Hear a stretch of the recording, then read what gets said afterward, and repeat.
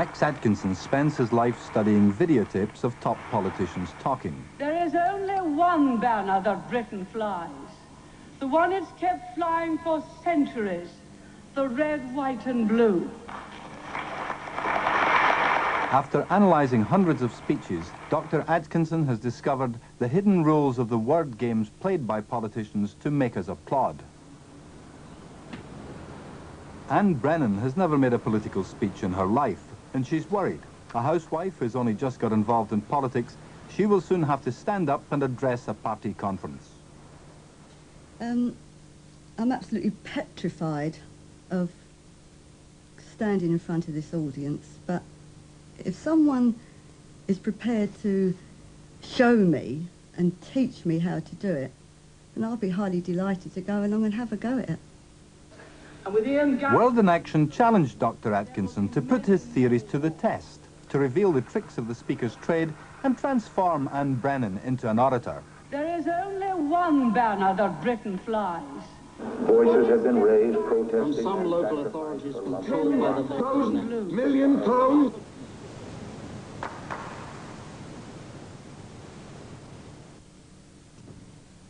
Anne lives in North London. Married to a taxi driver, she works part-time in an estate agent's. Recently and reluctantly, she got involved in local politics.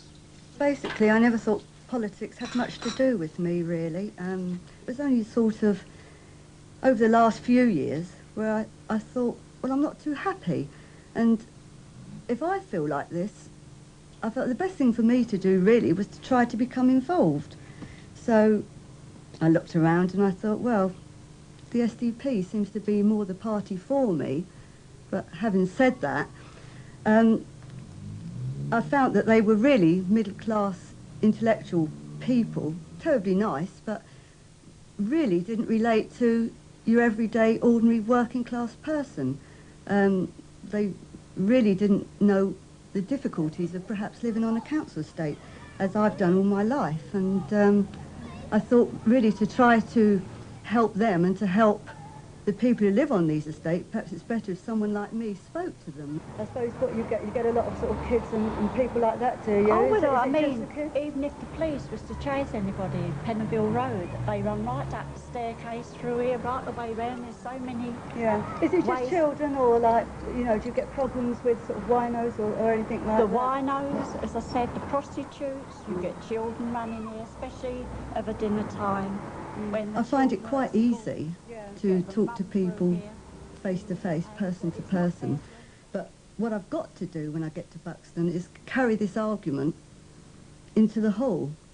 And the thought of standing up in front of 400 to 500 people scares the living daylights out of me. But I feel I'm determined enough perhaps to get up there and do it. And that's what I've got to do. So you feel really full there. So the first thing a professional speaker must master is voice control. Cecily Berry produces the best voices in Britain. 4, now open your mouths. 5, feel your throats really free and open. 6, 7, 8, 9, 10. Walk quite swiftly. Mrs. Thatcher had her voice deepened and her range improved by experts at the National Theatre. Anne went to get her voice coached with the Royal Shakespeare Company. 5, 6, 7, 8. Not bad.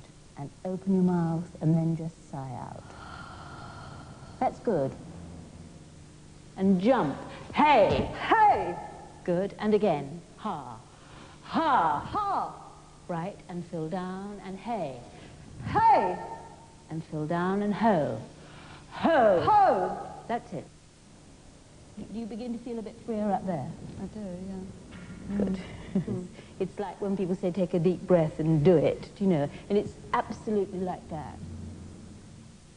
That's what we've got to do, is get this as relaxed as you can, because that will give you confidence. Yeah. And basically it's all about confidence anyway, and feeling the right to be there and to speak.